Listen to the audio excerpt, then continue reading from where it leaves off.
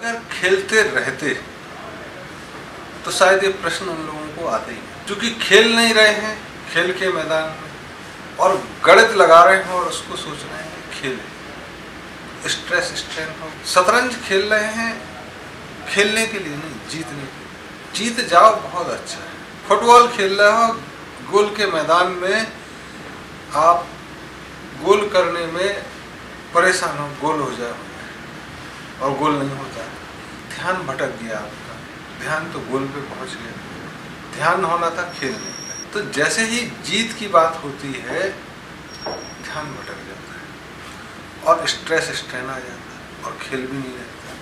तो खेल के मैदान में भी स्ट्रेस आ जाता है। और जो आदमी ऑफिस में अपने काम में खेल रहा है वो काम भी कर लेता और स्ट्रेन भी नहीं आता। जैसे तुम देखोगे कि बहुत सारी इंडस्ट्रीज़ में या कभी बहुत मोटी केबल खींचते हैं लेबर लोग, तो तुम देखोगे 20-25 लेबर जुट जाते हैं और एक आवाज़ लगाता रहा, जोर लगा के है सा, जोर लगा के है सा, और वो आवाज़ लगाते लगाते उसको कब केबल खिंच जाती पता ही नहीं लगता।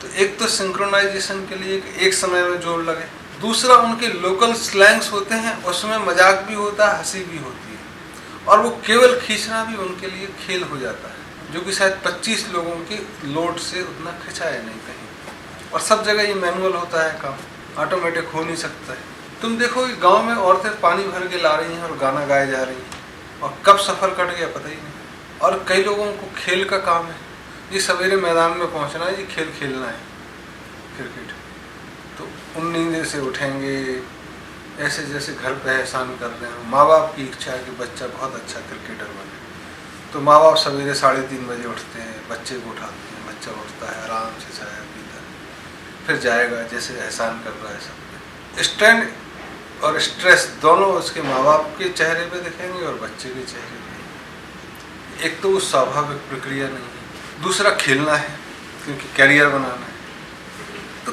खेल कैरियर नहीं है, खेल युद्ध का पर्याय नहीं है, खेल खेल है और जीवन खेल है, उसका हिस्सा बनते रहो, उसमें डूबते रहो। तो जो खेल में डूबते हैं कि खेल ही खेल रहे हैं तो वो तनाव होके आते हैं, तब उनके लिए खेल पर्याय है। जैसे मैं एक को जानता हूँ कि अगर बहुत टेंशन हो जाए तो वो बैडमिंटन खेल लेते थे, कि जितना गुस्सा है ना उतनी तेज रैकेट चलाते थे। या फुटबॉल में एक नॉर्मल किक से अगर 50 मीटर जाती है तो किक में पूरी ताकत लगाएंगे जिससे वो 50 मीटर जाए। अपना गुस्सा उस पर निकालने का एक तरीका है, ट्रांसफ़र करते हैं स्ट्रेस। लेकिन जो डूबते हैं उनके खेल में कलात्मकता दिखाई देगी, तो वहाँ अपरिहार्य है। अब कई स्कूलों में तुम देखोगे कि खेलने के नाम पर इन्हें योगा रख दिया, और योगा बहुत अच्छी चीज़ है। अब आप बुराई करो योगा की तो क्या है, भारतीय सभ्यता में योग की बुराई कर रहे हो, जबकि योग बच्चों के लिए है ही नहीं। 10-15 मिनट से ज़्यादा कर, क्योंकि वो तो स्वयं योग में है, उनके लिए खेल, विकास, एक्सपेंशन। योग तो एकांत के लिए है और उसमें इतनी बारीकियां शामिल हैं सांस लेने छोड़ने की कि अगर बच्चों से गलती हुई तो उनका विकास की जगह कुछ विकास अवरुद्ध हो जाएगा। तो जब संन्यास आश्रम में पहुंच जाएं, जब चीज़ें बिखड़ जाएं, तब योग की ज़रूरत है। तो पहले फिजिकल खेल, फिर उसके बाद नृत्य, फिर जैसे हैं वैसे ही बैठ के आराम से चेतना, और फिर विश्राम। 4 चरण होने चाहिए जीवन में खेल के। हार्ट, फिजिकल, प्योर फिजिकल, फिर डांसिंग फॉर्म में। जब गृहस्थ में आ जाएं आप 25 साल के बाद, तो बहुत हार्ड हिटिंग खेल खेलने की ज़रूरत नहीं, तब रिदमैटिक, लिरिक जिनमें हो वो खेलें तो ज़्यादा अच्छा है। फिर 50 साल के बाद खेल खेलना है तो वैसे खेल जो लाइट डांस होता है, क्लासिकल हो सकता है, और उसके बाद 75 के बाद आप बांसुरी बजाएं, वही खेल है, हारमोनियम बजाएं, या खेल को मॉनिटर करें, कोच बन जाएं, तब थोड़ा खेल। ऐसे खेल आपको उस हर समय में स्ट्रेस फ्री करेंगे। अब खेल के मैदान है नहीं स्कूल में, तो उन्होंने कहा क्या करें, योगा करा देते हैं, कंप्यूटर दे देते हैं या प्ले स्टेशन दे देते हैं, तो आंखें फोड़ रहे हैं बच्चे। और ज़्यादा है तो बोले चलो खेल की कमेंट्री है, चीयर लीडर बन जाना। This is not pledge. तो इससे स्ट्रेन और स्ट्रेस जो डेवलप हो रहा है वो सब्स्टिट्यूट भी नहीं होगा, बिल्डअप हो जाएगा। एक लंबे समय में जब बिल्डअप हो जाएगा और एक कॉम्पिटिटिव भावना अंदर कर जाएगी तो हो सकता है कि शादी के बाद भी लड़का लड़की से कम्पीट करे, तो जीवन दूभर हो जाएगा। खेल खेल में जो पति पत्नी का रिश्ता चलता रहता है, परिवार चलता रहता है, उसमें तनाव, तो खेलेंगे तो तनाव से मुक्त रहेंगे, खेलेंगे तो तनाव की बात नहीं आएगी।